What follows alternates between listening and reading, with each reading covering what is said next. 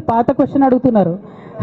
కొత్త కొత్త కొత్త ఇష్యూ ఏంది అని అంటే బీఆర్ఎస్ పార్టీలో సస్పెన్షన్లో ఖచ్చితంగా కేసీఆర్ గారి మీద ఒత్తిడి తీసుకొచ్చే ఈ సస్పెన్షన్ చేశారని నేను నమ్ముతా ఉన్నాను.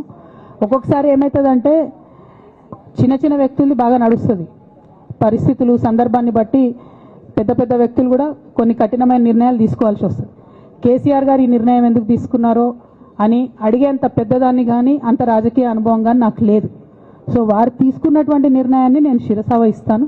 వారు ఎందుకు తీసుకున్నారో ఈ నిర్ణయం నాకు తెలియదు.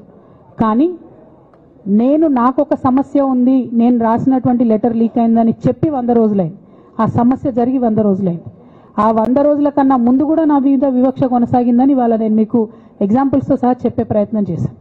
ఆ 100 రోజుల నుంచి జరుగుతున్నటువంటి పరిణామాలను కూడా మీ అందరి ముందు పెట్టిన. ఈ 100 రోజులలో పార్టీ ఎప్పుడు కూడా నన్ను ఎక్స్ప్లెనేషన్ అడగలేదు. నిన్న నన్ను సస్పెండ్ చేసే ముందు కూడా నన్ను ఎక్స్ప్లెనేషన్ అడగలేదు.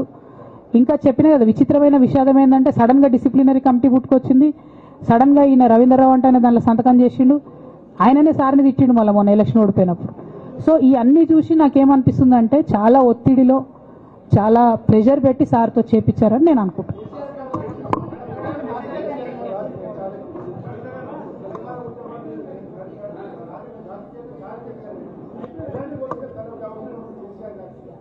Right.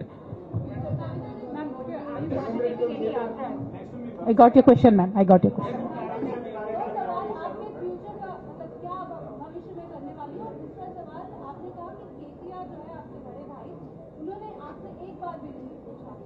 लेकिन क्या आपने भी उनसे संपर्क साधने की कोशिश की इस दौरान में, क्योंकि बहुत सारे बदलाव हुए. पहली बार हमने देखा कि राखी के त्योहार में भाई साथ నేనేమంటున్నా అంటే కేసీఆర్ గారి రాజకీయ పరిజ్ఞానాన్ని క్వశ్చన్ చేసేంత స్థాయి నాకు లేదు, అంత అవగాహన కూడా నాకు లేదు. కాకపోతే పెద్ద నాయకులు అనేక సందర్భాల్లో ఒత్తిడికి గురైనటువంటి విషయాలు చరిత్రలో మనం చూసినాం. ఇవాళ అదే జరిగిందని నేను భావిస్తున్నా. 1.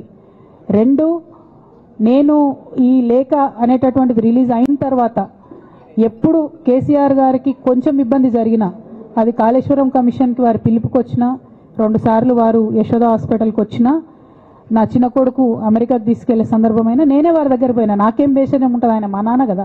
నేను పోయిన తర్వాత ఈ దుష్ట చతుష్టయం ఏదైతే ఉన్నదో, ఈ ఇద్దరు 2 గ్యాంగులు ఏవైతే ఉన్నాయో అక్కడ జరగనిది జరిగినట్టుగా మీడియాలలో విచిత్రమైన వార్తలు రాపించారు. ఎంత ఘోరం అంటే నేను నా కొడుకుని తీసుకపోతే నన్ను గన్మెన్లు రాలేదట. జరుగుతుంది అని ఎక్కడన్నట్ల ఇటువంటివన్నీ మెయిన్ స్ట్రీమ్ పత్రికలు రాస్తాయి. మరి విచిత్రం నాకు అర్థం కాదు. మెయిన్ స్ట్రీమ్ పత్రికలు అనేటటువంటి ఇట్లాంటి వార్తలు మరి ఆడ ఎవరు లేని కూడా లేరు. ఎవరు చెప్పిరు, ఎందుకు రాపిచ్చిరు? సో నేనేమంటున్నా అంటే నేను ఎప్పుడు నాన్న దగ్గరికి వెళ్ళడానికి చూసినా కూడా మా మధ్య స్పర్ధ పెంచడానికి అనేకమైన వార్తలు రాపిచ్చి అనేకమైన కుట్రలు ఈ గత 103 రోజులుగా కొనసాగుతూనే ఉన్నాయి నా మీద. కానీ అంతకుముందు కూడా జరిగినాయనేదే నేను చెప్తున్నా. అందులో భాగంగానే రాఖీ రోజు కూడా ఒక 24 గంటల ముందే నేను అన్నకు కూడా మెసేజ్ పంపిన. అన్న రేపు రాఖీ ఉంది, నేను వచ్చి కడతాను, మీడియా లేకుండా వచ్చి కడతాననే మెసేజ్ పంపిన. బట్ అన్న బిజీగా ఉండే ఎక్కడికో వెళ్ళిండ్రు, నేను అర్థం చేసుకున్నాను. అందుకే వెళ్ళి రాఖీ కట్టలేకపోయినాను. సో నేను నా వైపు నుంచి ఎక్కడ కూడా కమ్యూనికేషన్ చేయడానికి ప్రయత్నంలో లోపం జరగలేదు. అటువైపు నుండి కమ్యూనికేషన్ రాలేదు. నేను చెప్పాలనుకున్నవి నేను ఎత్తుకున్న ప్రజా సమస్యలు ఈ 103 రోజులలో మీ ముందున్నాయి, అవి చేస్తూనే ఉన్నా. ఇక భవిష్యత్తుకు సంబంధించినటువంటి విషయం నేనేం ఆలోచించలేదు. ఎందుకోసం అంటే నిన్న నోటీస్ రావడం అనేటటువంటిది డెఫినెట్గా నేను కొంచెం బాగా బాధపడ్డా. నాకెందుకు నోటీస్ వస్తుంది, మరి నా లేఖ లీక్ అయింది, లీక్ చేసింది ఎవరు అంటే చేసినటువంటి వ్యక్తుల మీద ఎందుకు విచారణ జరగలేదు అనేటటువంటిది ఖచ్చితంగా పార్టీ అంతర్గతంగా ఆలోచన చేసుకోవాలి. అంటే నన్ను ఏం మాట్లాడకుండా నన్ను డైరెక్ట్గా ఉరిదీస్తారు. నేను ఎవరి మీద అయితే కంప్లైంట్ చేసినో కనీసం వాళ్ళను అడిగినరా, అడగలేదా, చర్యలు తీసుకున్నారా, తీసుకోలేదా, ఏమీ చెప్పకపోతే, ఆ మాత్రం అంతర్గత ప్రజాస్వామ్యం లేకపోతే బయట ప్రజలకు మనం ఏం చెప్తామన్నది నా ప్రశ్న.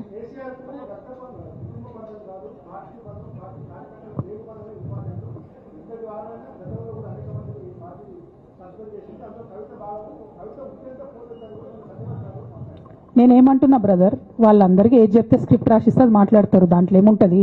ఇప్పుడు పెద్ద సంఘటన జరగడం ఏంటిది, నన్ను పార్టీ నుండి విడగొట్టాలనేటటువంటి ఒక నిర్ణయం అది జరిగిన తర్వాత ఇవన్నీ జరుగుతూనే ఉంటాయి. చిన్న చిన్న విషయాలు అవంతా వ్యక్తులను సీరియస్గా తీసుకోవాల్సిన అవసరం లేదు. అల్టిమేట్గా నేనేమంటున్నా అంటే నన్ను అడగకుండానే ఉరి తీశారు, కనీసం ఏమైంది అని కూడా అడగలేదు. people who have conspired to rob the grave of family. party as well. But this has also been portrayed as a succession battle that your father actually chose your brother as a political heir and that you want space in the political party as a leader, and that's the reason why you have started making this kind of reverse.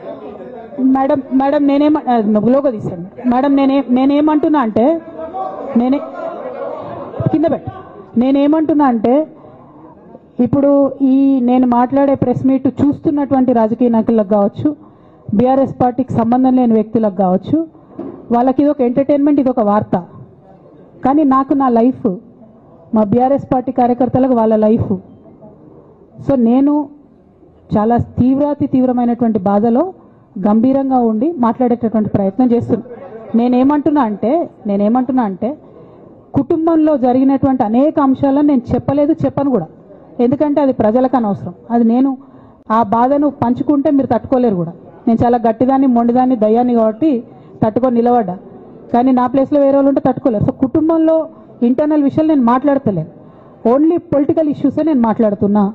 పొలిటికల్గా నన్ను side line చేసి, నన్ను suspend చేసి, పార్టీకి అనుక్షణం నష్టం చేస్తున్న ఆ ఇద్దరు వ్యక్తులను, వారి గుంపును, వారి ముఠాను పార్టీ ఎట్లా మోస్తుంది అనేటటువంటిది నా ప్రశ్న. సరే, నిన్న మొన్న ఆ గుంపుకు సంబంధించిన వ్యక్తులు అన్ని చోట్ల నా ఫ్లెక్సీలు చింపేసి నాకు దిష్టి బొమ్మలు, శవయాత్రలు ఎందెందో వేసిరట. ఈ ఉత్సాహం కేసీఆర్ గారి మీద సిబిఐ ఎంక్వైరీ చేస్తా అని రేవంత్ రెడ్డి గారు అన్నప్పుడు ఎక్కడ చచ్చిపోయింది ఆ ఉత్సాహం అని నేను అడుగుతా ఉన్నా. ఎందుకు చేయలే రేవంత్ రెడ్డి గారి దానాలు, దిష్టి బొమ్మలు ఎందుకు చేయలే? ఏం అండర్స్టాండింగ్ ఉంది మీకు? నా ప్రశ్న సింపుల్. నన్ను వ్యక్తిగతంగా ఏదో చేస్తారన్నది కాదు. నాకు నష్టం జరిగేదే లేదు, ఎందుకంటే ప్రజలు చూస్తున్నారు, ప్రజలు గమనిస్తున్నారు. తెలంగాణ ఆడబిడ్డలు తమ ఇంటి ఆడబిడ్డలు మాట్లాడితే తెల్లారులేస్తే బీజేపీ, కాంగ్రెస్ కత్తులు దూస్తారు. రాహుల్ గాంధీ గారు ఏమంటారు? సిబిఐ అనేది మోడీ గారు జేబు సంస్థ అంటాడు. మరి ఇక్కడ రేవంత్ రెడ్డి గారు ఏమంటున్నారు? కాదు సిబిఐ చాలా మంచి సంస్థ, వాళ్ళకే ఇస్తానని చెప్పి దేశమంతా కాంగ్రెస్ పార్టీ దుమ్మెత్తిపోస్తుంటే సిబిఐ, ఈడీ, ఐటీ మీద ఇక్కడ ఉన్న రేవంత్ రెడ్డి గారు మాత్రం లేదు సిబిఐ చాలా అద్భుతమైన సంస్థ, చాలా గొప్ప సంస్థ, వాళ్ళకే ఇస్తానని చెప్పి ఇస్తే ఏం అర్థం చేసుకోవాలి మనం? దీని వెనుక ఉన్న రాజకీయం ఎట్లా అర్థం చేసుకోవాలి మనం? పార్లమెంట్లో కూడా మన వాళ్ళ బీజేపీ ఎంపీఏ రఘునందన్ రావు అని బీజేపీ ఎంపీ ఉంటే ఆయన ప్రశ్న వేసినాడు పార్లమెంట్లో. ఏమని? అసలు తెలంగాణలో అప్పులు ఎంత అని కేంద్ర ప్రభుత్వాన్ని అడిగినాడు. కేంద్ర ప్రభుత్వం కుండబద్దలు కొట్టినట్టు చెప్పింది. మొత్తం లెక్కలు controller and auditor general, finance department వాళ్ళందరినీ అడిగి తీసుకొని కుండబద్దలు కొట్టినట్టు చెప్పింది. 10 ఏళ్లలో కేసీఆర్ ప్రభుత్వం చేసిన అప్పు, వదిలిపెట్టిపోయిన అప్పు 3.5 లక్షల కోట్లు. అందులో కేసీఆర్ గారు రాకంటే ముందే 72,000 ఉంది, ఆయన వచ్చినాక 2,80,000 కోట్ల అప్పు చేసినాడు. ఇది మాత్రమే అప్పు అంటూ మన కేంద్ర ప్రభుత్వం స్పష్టంగా పార్లమెంట్లో చెప్పింది. అయినా సిగ్గులేదు. కేంద్ర ప్రభుత్వం పార్లమెంట్లో చెప్పిన సిగ్గు ఎంత మాత్రం లేదు కాంగ్రెస్ వాళ్ళకి. ఒకడు 6 లక్షలు అంటాడు, ఇంకొకడు 7 లక్షలు అంటాడు, ఇంకోటి 8 లక్షలు. ఎవడికి నోటికి ఎంత వస్తే అంత, ఎంత వస్తే ఎంత తోస్తే ఎక్కడ ఉంటే అక్కడ నోటికి ఎంత వస్తే అంత మాట్లాడుతూ ఉన్నారు. ఆధారం ఏంది, ప్రామాణికమైంది, పత్రం ఏంటంటే ఎవరి దగ్గర ఏం లేదు. నోటికి ఎంత వస్తే అంత మాట్లాడాలా, అదరగొట్టాలా, ఉపన్యాసాలు ఇవ్వాలా, మీడియాను మేనేజ్మెంట్ చేసుకోవాలా, ప్రజల్ని మోసం చేయాలా, మళ్ళీ ఇటుగా వ్యవహారం నడిపిస్తూ ఉండాలా.